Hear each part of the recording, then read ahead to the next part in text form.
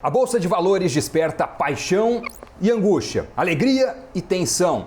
Não foi um ano fácil para os investidores, mas as ações pegaram um ritmo de subida nas últimas semanas que fez muita gente arregalar o olho. Em abril, maio e agora, no começo de junho, a Bolsa só quis saber de subir. Mas o que podemos esperar a partir de agora? Como está a Bolsa brasileira em relação aos outros países? Quais setores dentro da B3 são mais promissores? E afinal de contas, o que você, investidor, deve fazer neste momento? É sobre isso o Cafeína de hoje. E ainda tem o pitaco sobre o lucro dos bancos e também a segunda parcela do auxílio emergencial. É isso aí, pode rodar a vinheta, o programa tá no ar.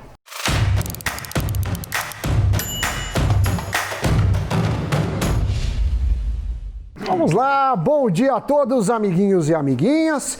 Mais uma semana sextou, Doni. Sextou. Você está hoje bom. com esse terno. Com essa beca. Que não fala português, esse terno que tem esse lencinho. Tô reutilizando, momento de crise, Sim. momento, né, de economia, tô reutilizando o que sobrou da minha fantasia dos velhos tempos. A calça você já se desfez. Não, já não dá. Em tempos de pandemia vai embora, né? Tudo bem, Doni. O peso e tudo mais, né? É, até porque agora eu já abandonei, na verdade, na Jovem Pan eu entro, boto um terno sem gravata, gravo 3 minutos e me pico. Mas muito bem, hoje vamos falar de Bolsa de Valores, porque estamos num rally mundial, tá tudo subindo, todo mundo feliz da vida. Claro, não recuperou ainda, mas as notícias são boas. Então, é disso que falaremos neste pequeno programa diário chamado Cafeína, ou se não, cloroquina, para depender do seu viés político. Coronavirus! Coronavirus! Vamos ver um balanço aqui, digamos, mês a mês do desempenho do Ibovespa para começar a olhar os dados e analisar algumas coisas. Olha só que interessante, a gente tem a percepção de que esse foi um ano horroroso para a Bolsa de Valores, é verdade. Muita gente ali, meu Deus, o que fazer agora? Vamos vender tudo. O pior pregão desde não sei quanto. Circuit breakers em número recorde e tudo mais. Olha só agora, com um pouco mais de tranquilidade, analisando mês a mês o que aconteceu. Janeiro, o Ibovespa teve uma queda de 4%. Ok. Fevereiro, 8,5%. É bom? Não, não é. Mas 8,5%. Acontece. Março foi o mês mais problemático, uma queda de quase 30% no Ibovespa.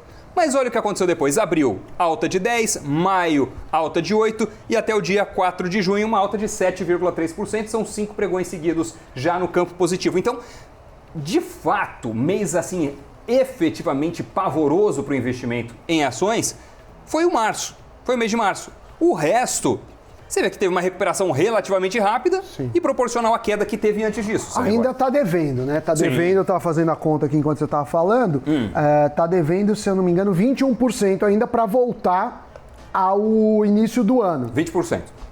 É mais ou menos nesta ordem. Mas o que a gente vê é que a recuperação foi relativamente rápida. E claro que a pessoa que acertou o mosquito do cavalo do bandido, que comprou lá na menor baixa e vendeu agora, já ganhou mais 40%, às vezes mais, dependendo da ação. Então, dá para ver isso. Agora, a gente tem que olhar, quando você fala em risco, você tem uma parte que é o risco da empresa. Então, você comprou ações a gente falou, da Magazine Luiza. Então a Magazine Luiza depende muito dos acertos e dos erros da Magazine Luiza, mas depende também como vai a economia brasileira, depende como vai a economia mundial. Então a gente está olhando isso. E para ter esse olhar, a gente vai ter uma tela que mostra as bolsas no mundo. Sim. Mostra as bolsas no mundo. E em 2 grupos de países, né? Vamos ver os emergentes e os países avançados. Vamos dar uma olhada então no que aconteceu com as bolsas de valores nos países emergentes para ver como a nossa se compara. Então nós temos 2 colunas. A primeira vem do desempenho das bolsas até março, que foi o mês, do ponto de vista internacional, mais importante, mais crítico, mais drástico para as bolsas. E a segunda coluna até o momento atual, qual foi o desempenho do índice acionário no ano inteiro. Então, na China, até março, a bolsa tinha caído 13%. Na África do Sul, 32%. Rússia, 15%. México, 23%. Índia, 37%. Brasil, a maior queda de todos esses países, 45% até março. Se a gente analisar a recuperação que aconteceu após isso, Qual é o balanço até este momento no ano de 2020? Na China, uma queda de 5%, África do Sul 6%, Rússia 9%, México 12%, Índia 17%, Brasil queda de 20% ainda. Então, tanto no momento da maior queda, quanto considerando a recuperação, a Bolsa brasileira ainda está aquém das bolsas dos outros países emergentes. A gente tem que pesar também que, claro, a pandemia acho que foi o grande vilão das bolsas no mundo inteiro, mas no Brasil a gente teve também muitos ruídos políticos. A gente teve queda de ministro da Saúde no meio da pandemia, né? O pedido de demissão. Teve um dos pilares do presidente Bolsonaro, Sérgio Moro, também pedindo demissão. Você teve aí movimentos, né? A gente depois o vídeo acabou não dando nada, mas aquele polêmico vídeo. Então teve bastante coisa que atrapalhou. Mas, de certa forma, qual que é a ideia? Tem dois motivos principais. Primeiro, país emergente normalmente é exportador. Exportador de commodity ou de micropeças. Ele não é de produto final. Você não vai comprar o carro, tecnologia da Índia, indiana para o carro, para o computador. Não é, normalmente não é. Eles fazem um componente, outro. E aí, sendo exportador, ele é muito dependente dos maiores consumidores, que se for, por exemplo, commodities, a China puxa muito.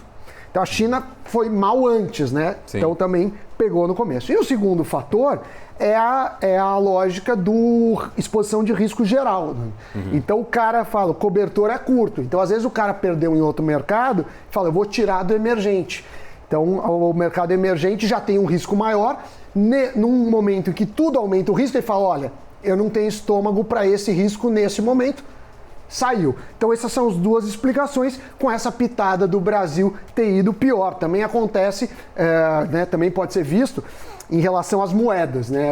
O real, entre as moedas das maiores economias do mundo, foi a que mais se desvalorizou. Muito a ver com essa fuga de capital estrangeiro por conta de risco e também pelos ruídos internos. E falando de ruídos internos, não foi só ruído não. Com esses problemas as pessoas falam, e as reformas? A gente estava na eminência de propor uma reforma tributária, uma reforma administrativa e meio que entrou a agenda da pandemia e saiu a agenda da reforma. Então ninguém sabe com que força política, com que capital político vai voltar isso. É isso. E vamos dar uma olhada então nas bolsas dos países avançados para ter também um senso, uma comparação do que aconteceu por lá. Mesmo tipo de análise. Primeira coluna a gente vê aí França, Reino Unido, a bolsa dos Estados Unidos, o índice Dow Jones, a da Alemanha, Frankfurt, Nasdaq, Seul, olha só. Todas as bolsas com uma queda aí praticamente entre 30% e 40% do início do ano até o pior mês do ano. E analisando de janeiro até agora, o pior caso é o da França, com uma queda de 17%. Reino Unido está com uma queda parecida, mas se a gente analisar Seul praticamente zerado, Nasdaq também, Nasdaq que tem as empresas de tecnologia, sabe?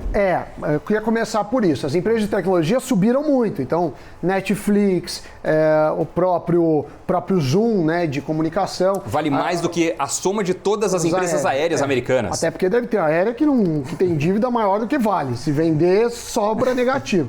Então, que nem o cara que está devendo.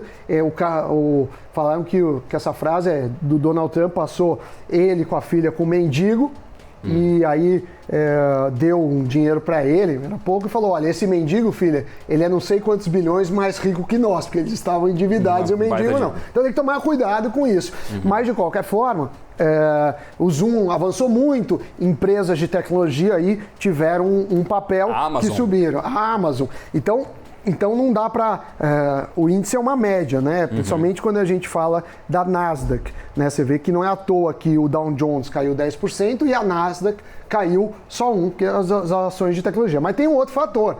Como a pandemia avançou mais rápido nesses países do que nos emergentes, já dá para saber um pouco mais sobre os estragos da economia. Agora se estuda muito sobre um segundo pico, que provavelmente vai ser menor do que se esperava, então é bom. O Brasil, a gente ainda está no meio da turbulência, não dá para falar quando que vai acabar. A gente está começando agora a voltar à mobilidade, mas os casos só sobem, número de mortes subindo no Brasil.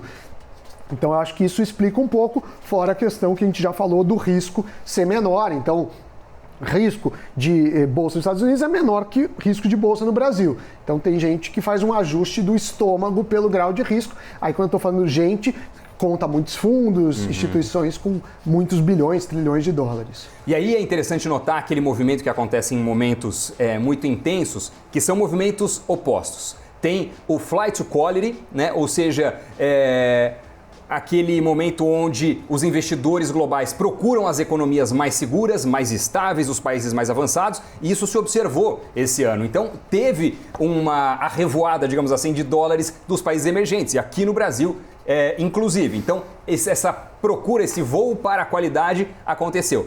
Agora, o que a gente está percebendo, que muito da recuperação das bolsas nos países mais avançados decorre de uma montanha de dinheiro que os bancos centrais, os países têm injetado na economia para favorecer a recuperação dos países, das empresas e por aí vai. A gente está falando de 14 trilhões de dólares no mundo. É uma montanha de dinheiro, um excesso de liquidez ou muita liquidez. Por enquanto, ainda está mais restrito ali aos países avançados, mas já começa a fazer o outro movimento que eu mencionava, que é o Search for Yield, é a busca de rentabilidade, porque os países avançados não devem dar tanto retorno quanto os emergentes. Até porque as taxas de juros caíram no mundo inteiro, então quer dizer, mesmo nos avançados você tem que ir para risco, ou seja, a bolsa, e eu gosto de pensar numa analogia como se fosse baldes, né? O primeiro balde que você enche é o mais seguro.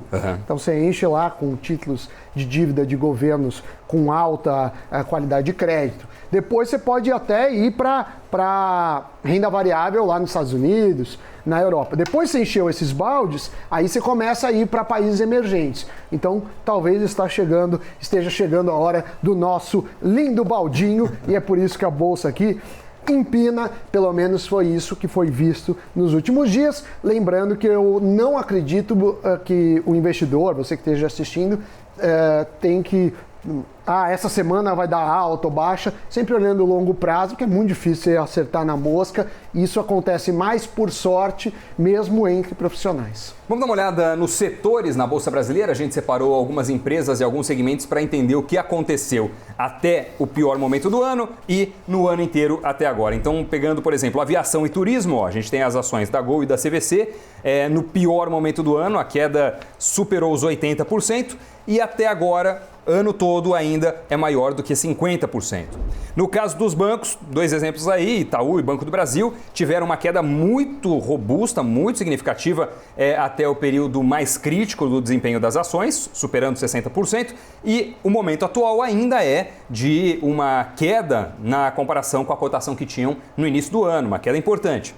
Indo para o próximo setor, varejo, dois exemplos, Magazine Luiza e Via Varejo, tiveram uma queda importante até o mês de março, mas neste momento já estão no campo positivo, no chamado year to date, na soma do ano inteiro, né? Já estão com desempenho de 22% e 16% de alta. E as exportadoras têm caminhos diferentes. No caso da Vale, por exemplo, no ano ela está praticamente no 0 a 0, e a BRF ainda está com uma queda bastante significativa, decorrente aí de aspectos internos, da parte de venda interna no Brasil. Agora a gente tem ali muito claramente, né, aviação e turismo, que são setores com uma recuperação mais complicada, continuam apanhando. Varejo, que já tem uma expectativa de recuperação, e e-commerce crescendo. E-commerce, né, principalmente. E tem os bancos aí que todo mundo fica de olho. O banco, inclusive, bateu recorde, né? A gente vai falar daqui a pouco no Pitaco. Em 2019, a gente vê que ainda bateu recorde de lucro os bancos.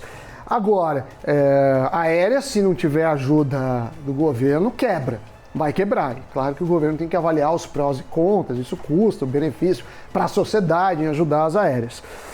Quanto a Vale e a Brasil Foods, né, a BR Foods, a gente pode dizer também que teve efeito não só das exportações, como efeito dólar também. Nossa moeda desvalorizou, ficou mais barato. Então, vale olhar isso. Cada setor tem seus riscos. Se acredita mais no mercado externo, as exportadoras, obviamente, são mais interessantes. Em ajudas do governo, aéreas são mais interessantes. Banco depende muito aí da tecnologia, das fintechs, da competição do setor, que hoje é muito pouco competitivo, e varejo dos hábitos e principalmente da superação via e-commerce. E com relação a bancos, talvez você esteja assistindo falando, bancos, mas que estranho, o banco sempre ganha dinheiro, né? Sempre tem essa percepção, por que no acumulado do ano eles ainda estão indo muito pior do que a boa parte das exportadoras e sem dúvidas pior do que o varejo, por exemplo. 3 motivos principais. Primeiro, o aumento da inadimplência ou o temor com o aumento da inadimplência decorrente de toda essa pandemia, comércio fechado, as empresas que tiveram que demitir, as pessoas que perderam seus empregos. Então, é um elemento que está no radar das pessoas. Segundo aspecto, o corte de juros do cheque especial, que foi uma imposição lá no início do ano. Isso, claro, que afeta também o retorno esperado dos bancos. E, por fim, a gente tem um terceiro aspecto, que é a concorrência das fintechs, né? Até que ponto isso vai ou não morder a participação dos grandes bancos. Nos Estados Unidos a realidade é muito diferente, lá é muito mais pulverizado, aqui ainda é um mercado muito concentrado, mas as ações estão, mesmo com toda essa alta, ainda relativamente depreciadas em relação à cotação que tinham no início do ano para o setor bancário. Não, e também eu tenho a questão que os bancos devem ter lucro nesse primeiro trimestre. A questão maior é que o lucro vai ser menor que o esperado. A gente já falou isso algumas vezes, mas queda das ações não significa prejuízo. Um lucro menor do que o esperado também faz com que as ações caiam, que provavelmente é o que aconteceu. Agora, Dona, eu vou pedir para a gente mostrar o gráfico das empresas tradicionais versus inovadores. Vamos lá, olha só, a gente tem 6 empresas ao todo, é interessante notar como elas tiveram desempenhos diferentes ao longo desse ano, de acordo com o seu ramo de atividade. Então, banco, exemplo do Bank of America, petroleira, exemplo da Exxon, e aérea, exemplo da American Airlines, olha só, elas tiveram uma queda muito significativa e no acumulado do ano, banco está menos pior, petroleira em segundo lugar e American Airlines, representando aí o setor aéreo, ainda está sofrendo bastante. E nós temos 3 outras empresas, essas já mais alinhadas com todas as tecnologias que favorecem o home office, vendas de e-commerce e tudo mais, que são Facebook, Netflix e Amazon. Elas não só tiveram um resultado de um impacto menor no pior momento do ano, como estão robustamente mais valorizadas hoje do que estavam em janeiro. Bastante mais, caso de Netflix e Amazon, 60% acima da cotação que tinham, Sam. O que acontece é, claro, esses setores fica em casa, todo mundo em casa, mais tempo em redes sociais, principalmente porque você estava isolado, então as redes sociais ajudaram muito. A Amazon, obviamente o e-commerce, a Amazon que já tinha uma liderança, se despontou, e a Netflix, eu acho que acaba sendo também todo mundo vendo mais séries que o normal, até para espairecer um pouco. Em relação a bancos, você comentou, isso vale para bancos do mundo inteiro, qualidade de crédito pior, então os bancos estão com risco maior de crédito, isso afeta um pouco. As petroleiras vão ter dificuldade, a gente fez aí um Cafeína essa semana importante sobre isso, porque o preço do barril está mais baixo, então tem excesso de produção, então vai ser mais difícil. E a aéreas, mesmo a American Airlines, uma aérea americana que não está sofrendo tanto com a capacidade de crédito, não está boa, então precisa de ajuda do governo. Então devem continuar com desafios desses setores e, obviamente, Facebook, Netflix, Amazon, o desafio é continuar crescendo em meio a tudo isso. Mas, de novo, são apostas, né? Se a realidade se revela melhor do que a expectativa, a ação sobe. E quando a expectativa é baixa, às vezes é mais fácil superar. E eu acho que o resumo de tudo isso que a gente falou é basicamente o seguinte: a Bolsa Brasileira tem se recuperado de forma bastante significativa nas últimas semanas, isso também está acontecendo nos outros emergentes, isso também está acontecendo nos outros países avançados. Então é um movimento global de recuperação das ações. Ainda assim, a Bolsa Brasileira está abaixo da recuperação dos outros avançados e dos outros emergentes, pares do Brasil. Então é um ponto interessante. E o segundo aspecto é que aqueles setores que são mais delicados, que podem ter um futuro mais problemático, mais turbulento e que a gente menciona, eles aqui na Bolsa Brasileira, também têm um desempenho similar nas bolsas dos outros países. Aéreas estão sofrendo em vários países e varejo as empresas de varejo estão tendo um desempenho melhor nos outros países. Fica, por fim, a questão dos bancos, né? Nos Estados Unidos, na Europa, a recuperação já foi mais rápida do que a recuperação que se observa aqui no Brasil para este setor. Certo, Sam? Alguma outra conclusão que você gostaria de passar aqui para o nosso ávido investidor? Não, acho que tá bom por uma sexta-feira. Agora tem a hora dos pitacos. Bora! Pitaco, primeiro pitaco, auxílio emergencial, é isso? O governo lá está pagando a segunda parcela. Agora, olha a questão, que interessante. Todo mundo preocupado, porque está morrendo gente, a pandemia não dá para minimizar a dor. Mas, por outro lado, você também tem os empresários quebrando, principalmente empresas pequenas, empresas médias, donos de restaurantes. Quando você fala assim, vamos ficar em casa, ou vamos continuar a quarentena, esses caras ficam desesperados. Os prefeitos sofrem, mas sofrem pouco. Por quê? Porque eles estão pedindo mais dinheiro para o federal. Então, quem está pagando a conta? Empresários, as pessoas com vidas e o governo federal, porque o auxílio sai majoritariamente deles. Então, vira um pouco de fazer benesses com o bolso alheio. Tem uma solução para isso? Não tenho. Mas me incomoda um pouco quando a decisão de um prefeito não corta tanto na carne dele, né? É aquela história, tem que fazer omeletes, para fazer omeletes precisa quebrar ovos, mas os ovos que têm que ser quebrados não são os meus, então fica tudo mais fácil.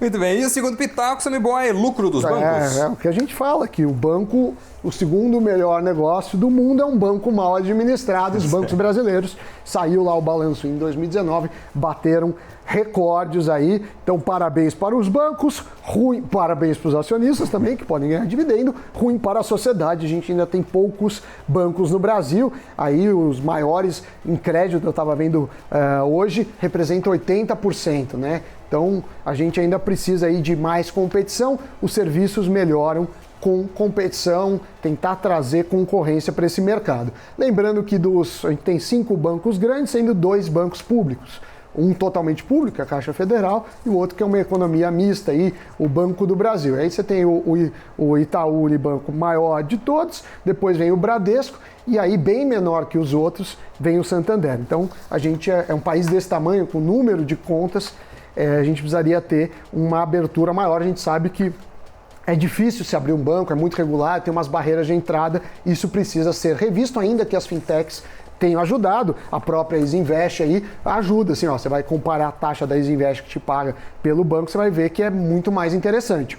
Mas ainda é pouco, perto aí dos 210 milhões de brasileiros que temos. É isso, senhor Doni. E um gracejo final para o fim de semana? Sim. Abemos ou não abemos? Claro que temos, você manda. Não, tô no aguardo aqui, tô solicitando. Você tem gracejo? Podia te perguntar... Porque o Frankenstein. Qual é o líder da religião dos animais? O líder? O líder da religião dos animais? É o Rei Leão. Não, é o papagaio. É o papagaio. Você gosta de tomar café no copo. A Cleo Pires. E com essa saideira nós encerramos a semana. Bora beber morar? Não dá, né? Não tem mais bar, não tem mais nada. Eu não vou furar a quarentena. O Juca que fura. Tchau, gente.